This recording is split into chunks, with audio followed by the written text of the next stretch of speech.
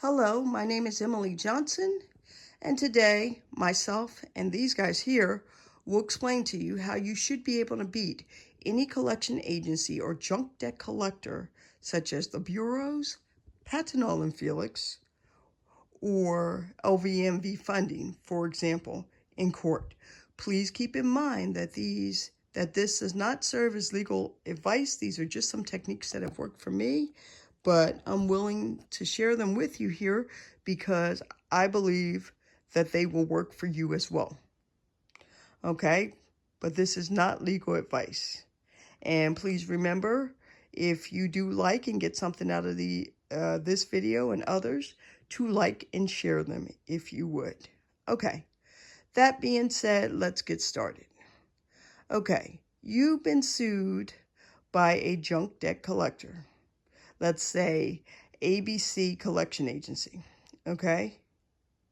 They sent you a demand letter saying that your account has been placed with them, okay? So, and you have 30 days to respond usually.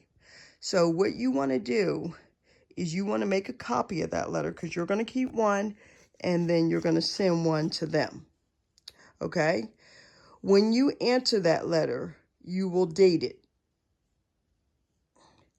with the current date and you will put on there, I don't have a business relationship with you, so I will not be paying you any money as I never signed a contract with you.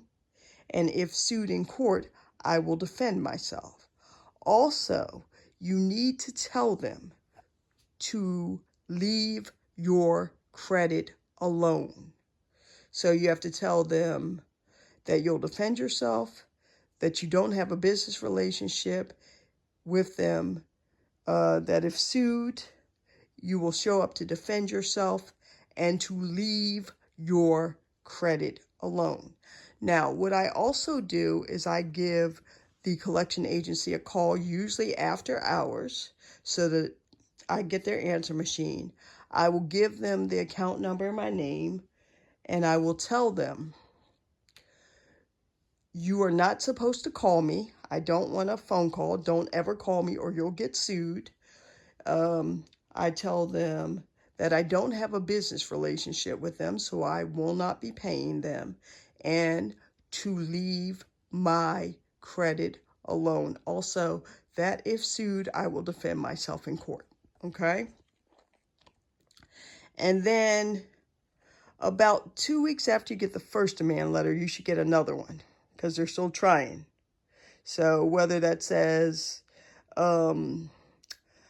your account has been placed without offices, or whether you get something from the actual courts themselves, okay?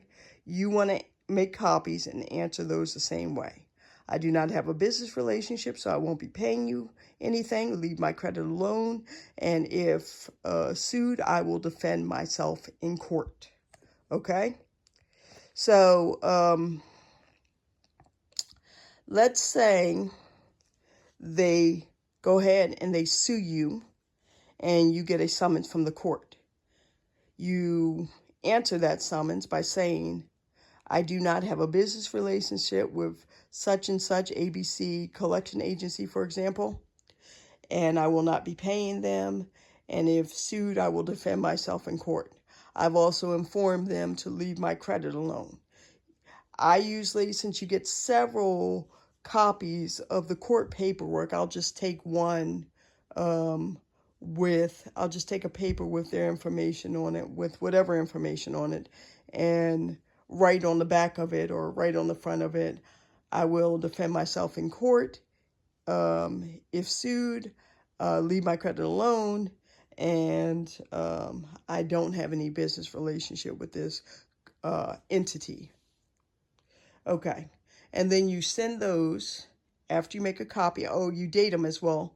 And then you send those after you make a copy of them to the to the collection agency and the court if it was actually sent, or if you actually got served from a court, you send that information back to the court. Now, because I don't trust the post office, a lot of times what I'll do is I will pay extra to get a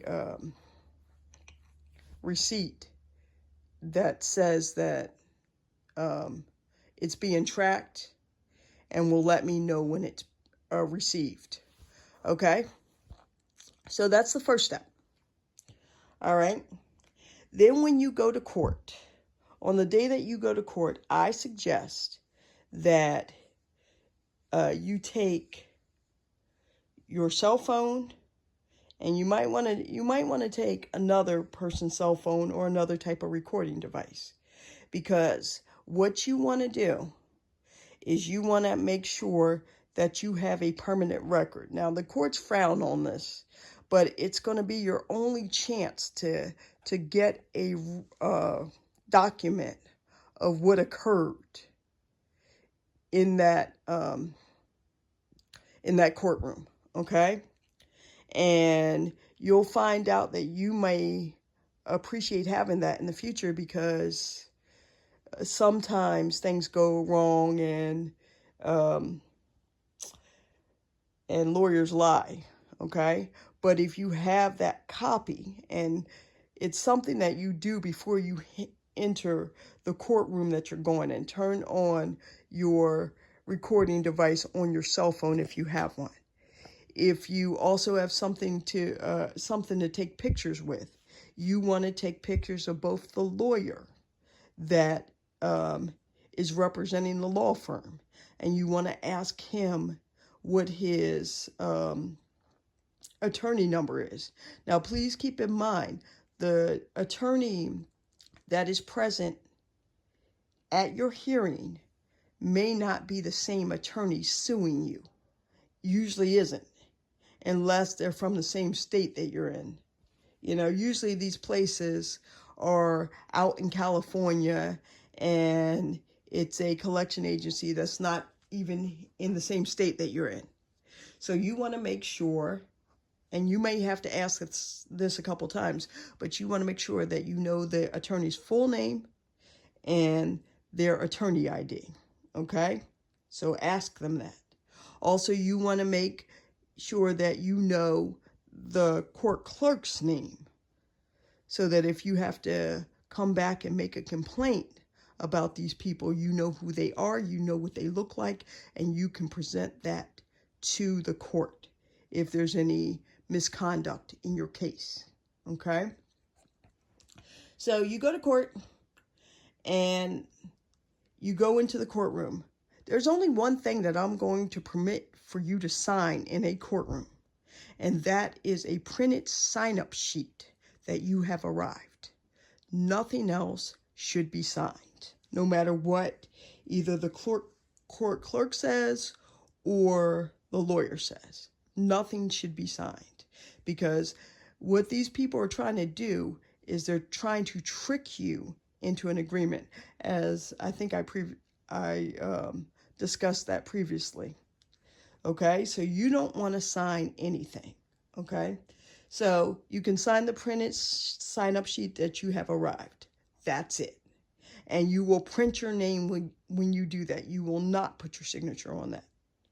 Okay, so the way it should work usually is you go into court.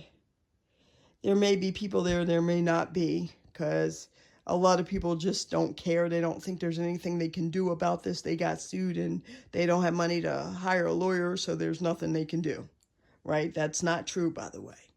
But so they don't show up. But you should be in front of a judge usually, where the judge will read off names. And if there's nobody to say they're there to defend themselves against the charges, the judge will automatically rule in the collection agency's favor. But if you are there to say that that you're disputing the charges and you're there to defend yourself, then you have a chance, and that's what you want, okay? After he reads all the names, and gets judgments against all the people that didn't show up. He will bring you back into a little room, a conference room, and he will attempt to make a deal with you. He will say stuff like, we represent the collection aid, we represent the original creditor, let's just say Capital One because they're a well-known name, or we are them.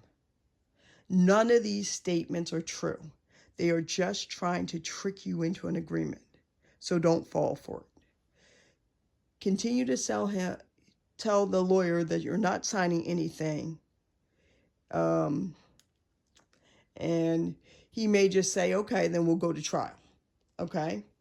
So if that's said, that's fine. You go out, you sit on the bench. And then the court clerk is going to try to do the same thing. They're going to try to get you to sign. You must also say no. Say, I'm not signing anything. I do not know what that signature means. And this is where it's really important that you have on your recording device, okay? Because you want a record of you saying that I'm not signing anything and I don't have an agreement with you. And I'm not signing anything because I don't know what that signature means, okay? You can let them ask you a couple times for a signature, but if it gets too annoying for you, ask to speak to a supervisor. And you can tell them that you told the court clerk that you weren't going to sign anything because you didn't have a business arrangement with the company that was suing you, okay? And the manager should put refuse to sign and hit enter, and that should generate your court date, okay? But you can tell them, you can just say, please put refuse to sign and hit enter. You can tell the court clerk that. Please put refuse to sign and hit enter and give me my court date, okay? So, or you can get a manager to do it if the court clerk won't do it for you. But they should be able to generate a court date once refuse to sign is put into the system. So tell them what to put into the system. Tell the court clerk, put refuse to sign and hit enter. And please give me my court date. Okay? So if that's done, then it should kick the case out of court. Because remember, these collection agencies, LVMV Funding, Patanol and Felix, the bureaus, for example, they are all doing this based on what they think you don't know. And they're trying to trick you into an agreement with them. The internal documents that you don't see will say, LVMV Funding, for example, we are the real owners of this debt. And it is that paperwork that they are trying to get you to sign. And it is that paperwork that you want to resist signing. Because then what they'll do is they'll present that to a judge and say, look, we have an agreement, when you never signed an agreement with them. You just signed that you were coming to court, supposedly. Or that's what you thought you signed. It doesn't really matter.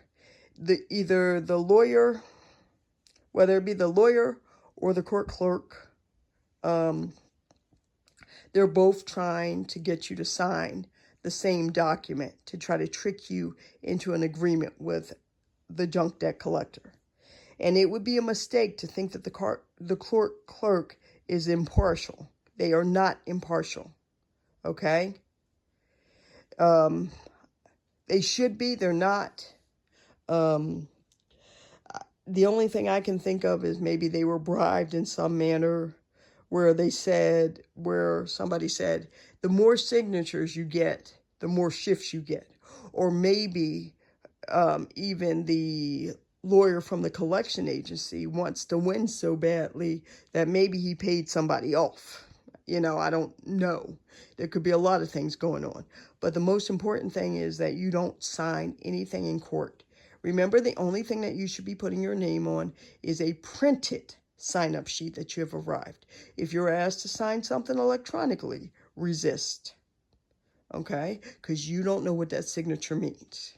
And if you want to test this theory after the trial's over, or if you've ever been sued by a collection agency, if you go down after the case is over, you can look up that case and get that document that says, for example, LVMV funding, we are the real owners of this debt. Okay, that they will give you that after the case is over. That's how I found out about it.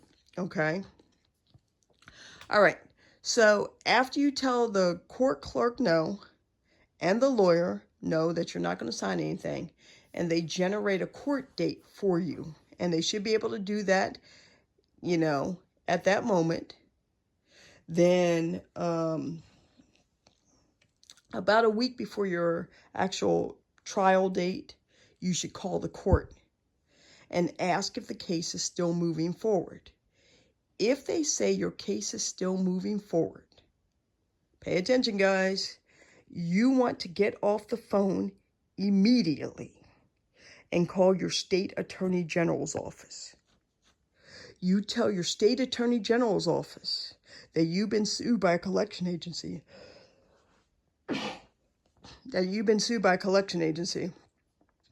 and that you didn't sign anything in court, but the case is still moving forward. Because what that likely means is that the collection agency has forged your consent on court documents if it's still moving forward and you didn't sign anything. Okay? I had a collection agency do that to me. I didn't sign anything. I knew I didn't sign anything because I knew I didn't do any business with that collection agency, so I wasn't bound by anything. And they knew it too. They'd sued me on a PayPal account a year earlier, and I'd gone to court and just refused my signature, and it got kicked out. To put this in perspective for you, the judge was laughing, and I was the last one in the courtroom and the first one out. I gave Patinol and I gave the attorney for the collection agency a piece of my mind in front of the court, and everybody gasped. But let them know that you didn't sign anything and your case is still moving forward, so you suspect that the collection agency forged your consent to get your case to trial. Okay? So when you talk to the Attorney General's office, if you need to talk to the Attorney General's office because the case was moved forward without obtaining your consent, what you want to give them is the collection agency's name, the lawyer's name, the lawyer that's suing you's name, the lawyer that is present, or the presenting lawyer in court, and also any attorney IDs that you have. And they should handle it from there. Okay? Now, if you do find yourself in court because you did not realize that your case was moving forward for whatever reason, doesn't matter what the reason is that you didn't know. The first thing I want you to say when you're standing in front of a judge, especially if you have a judge that usually sides with the collection agency, the first thing I want you to say is, Your Honor, please dismiss this case. I didn't sign anything in the first hearing, and I didn't ask for a continuance. Please throw this out of your courtroom. Okay? And that should kick it out. If for some reason, because the judge should respect that, but if for some reason that doesn't happen, you usually have like 21 days or something to file an appeal. So you go back and you look at your court paperwork.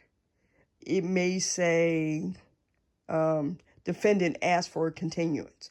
If you know that you didn't ask for a continuance, but your case still moved forward, then you want to appeal that case. And let them know that you believe that court records were falsified. Also, you want to call the FTC, okay, and let them know that the case was moving forward and you didn't sign anything. Signatures are the key here. Don't sign anything in court, okay? And by the way, if the FTC gets involved and they find out that you didn't sign anything in court, then they can also contact the collection agency and you may get your money back, okay, if you've already paid them. So that's how you do it. You go to court, you don't sign anything. If you find yourself in front of a judge, the first thing out of your mouth should be, Your Honor, good morning, Your Honor. Please dismiss this case as I never signed anything in the first hearing, nor did I ask for a continuance. And that should kick out the case. Keep in mind, this is not legal advice. These are just some techniques that have worked for me. Also, after the case is over, let's just say you win the case. If the debt is not too old, if it's fairly new debt, meaning it's not expired or old or too old, then what you might see is the original creditor send that debt, or excuse me, what you might see is the collection agency send that debt back to the original creditor, okay? And what they're going to do is they're going to try to file a cancellation of debt on you, okay? If you don't usually, even if you don't usually fill your taxes out with a tax professional, in the year that you get a cancellation of debt, you want to go to a tax professional, okay? Because what they can do, and this happens after your taxes come back, is they can file a 982 form on your behalf, which will keep that debt off of your credit report, okay? So you can weigh the pros and cons there, but it will keep them from adding it to the check, to your credit report. So that's how you do that. The form is called 982, and your tax professional should know what that is. Now, there are pros and cons to filing a 982 form. If the debt is fairly new, the original creditor could take it back and then they'll charge it off again so that you have a black mark, at least temporarily, on your credit report, because they can't put the collections on your credit report because you filed a 982.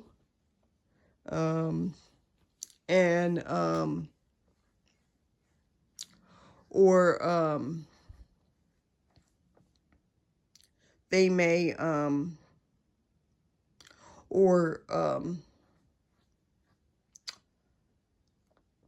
they may just let it go.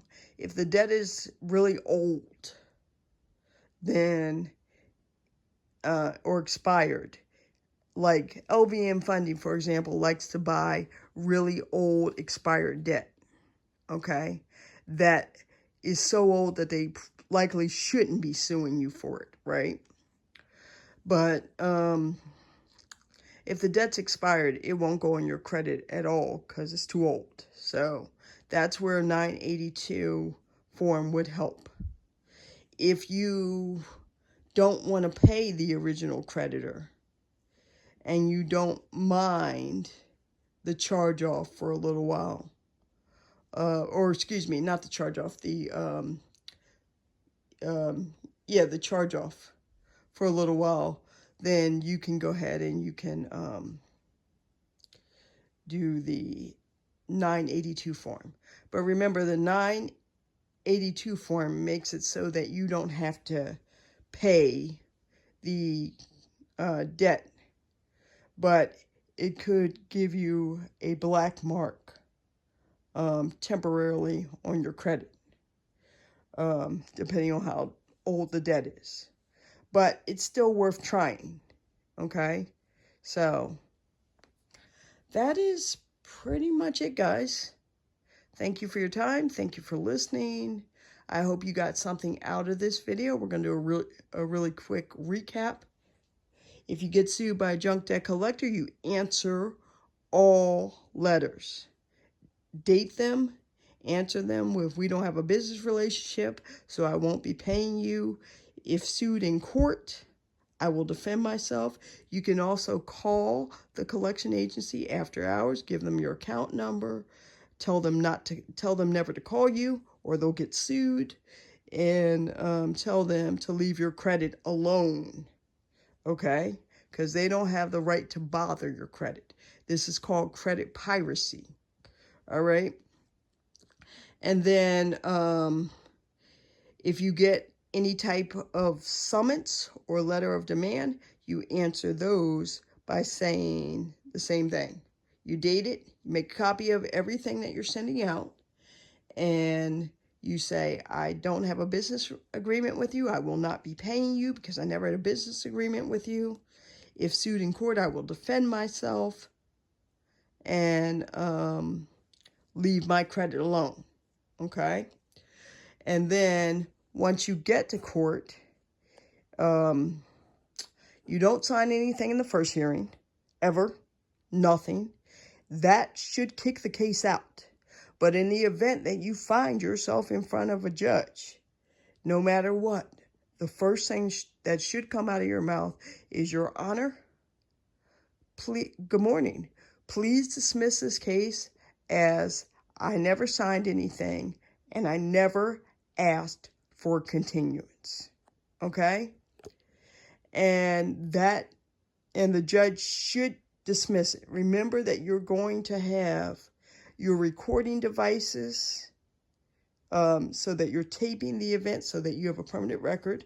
And you're also going to have pictures of everyone that you can get pictures of. The court clerk, along with the court clerk's name, the presenting lawyer, and also his attorney ID. Remember that that might be different from actually what's on the court summons. It usually is. Doesn't have to be, but usually is. So keep that in mind. And then when you go to court, you just say, "Your Honor, please dismiss this case as I never signed a contract with this entity, and I did not ask for a continuance," okay? If for some reason the case is not kicked out, okay, go back and check the court paperwork to see if the collection agency asked for continuance on your behalf without your consent, because that is felony forgery of consent, okay? And that is very much against the law. But, you know, a lot of entities are slow to do anything about that. So you have to protect yourself to the best of your ability. All right. So that is pretty much all I have for you guys. I hope this video is helpful for you. I hope you got something out of it. Please keep in mind, once again, it's not legal advice. It's just some techniques that have worked for me and will work for you, I believe. And if you do get something out of this video, please remember to like and share. All right. Have a great day, and